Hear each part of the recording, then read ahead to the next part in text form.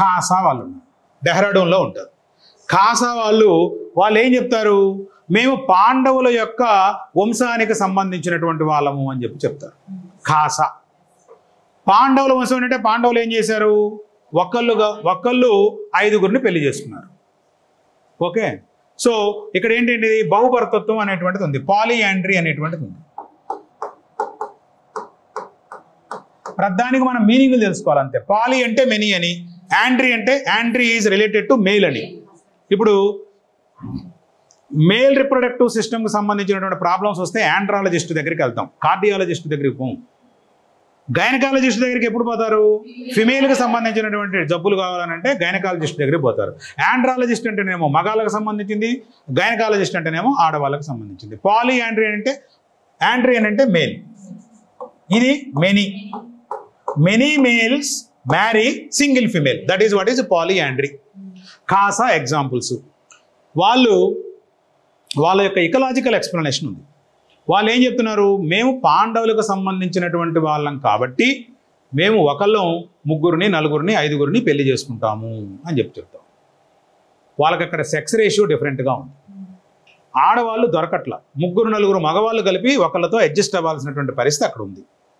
తర్వాత రెండోది ఏంటి, అక్కడ ఒక మొగుడు ఒక పెళ్ళాం అయితే బ్రతకడం కష్టం. అక్కడ 4 అన్నదమ్ములు ఉంటే 4 అన్నదమ్ములు కలిసి ఉంటేనే అక్కడ బ్రతకడం అనేటువంటిది సాధ్యమవుతుంది. జౌన్సర్ బావర్ రీజియన్ ఆఫ్ డెహ్రాడూన్ రీజియన్లో నీకు ఉత్తరాఖండ్లో అక్కడ ఒక బ్రదర్ వచ్చేసేసి ఇంటి దగ్గర ఉండి అన్ని పనులు చూసుకోవాలి.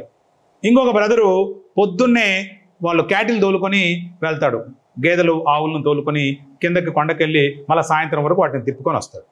ఇంకొక బ్రదరు వ్యవసాయ క్షేత్రంలో ఉంటాడు, వ్యవసాయం చేపిస్తూ ఉంటాడు. ఇంకొక బ్రదరు పొద్దున్నుండి సాయంకాలం వరకు అతని పని ఏంటంటే అతను ఇంటికి అవసరమైనటువంటి నీళ్లు తేవటమే అతని యొక్క పని. కాబట్టి ఒక వైఫ్ ఒక హస్బెండ్ ఉంటే మరి ఇన్ని పనులు ఎట్లా చేస్తారు, ఎట్లా బతుకుతారు? అందువల్ల ఇకలాజికల్ ఎక్స్ప్లెనేషన్ ఇచ్చారు ఆంథ్రోపాలజిస్ట్. అంటే వాళ్ళక్కడ ఎందుకు ఒక్క ఆమె 4 చేసుకుంటుంది అని అంటే వాళ్ళ యొక్క సంస్కృతి యొక్క పరిస్థితి, అది పాండవుల వంశస్థులని వాళ్ళు చెప్పుకోవటం, వాళ్ళ యొక్క ఇకలాజికల్ సెట్టింగ్, అక్కడ ఉన్నటువంటి పరిస్థితుల్లో ఒక మగవాడే అన్ని పనులు చేయలేనటువంటి పరిస్థితి. కాబట్టి 3, 4 మగవాళ్ళు చేయాలి అని అంటే మరి ఏ బంధం నీకు 3, 4 ఒకే ఇంట్లో ఉండేటట్టుగా చేస్తుంది?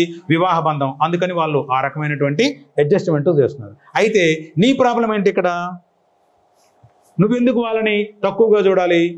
వాళ్ళ సంస్కృతిలో వాళ్ళు అలా ఉన్నారు, వాళ్ళ వల్ల నీకేమన్నా అన్యాయం జరిగిందా? నీ ఫండమెంటల్ రైట్ ఏమన్నా దెబ్బతినిందా? కాబట్టి వాళ్ళని నువ్వు తక్కువగా చూడటానికి కారణం ఏంటి? వాళ్ళ సమస్యలు వాళ్ళవి, నీ సమస్యలు నీవి. అంటే ఒక సాంస్కృతిక లక్షణం ఉందనో, ఒక బయలాజికల్గా నీకు ఒక క్యారెక్టర్ ఉందనో, నల్లగా ఉన్నావనో తెల్లగా ఉన్నావనో, ఈ సాంస్కృతిక లక్షణాన్ని బట్టి కానీ బయలాజికల్ లక్షణాన్ని బట్టి కానీ ఒకళ్ళని మనం క్రిటిసైజ్ చేయటం అనేటువంటిది తప్పు. వాళ్ళకి ఆ లక్షణం వచ్చేదానికి రకరకాలైనటువంటి కారణాలు ఉన్నాయి.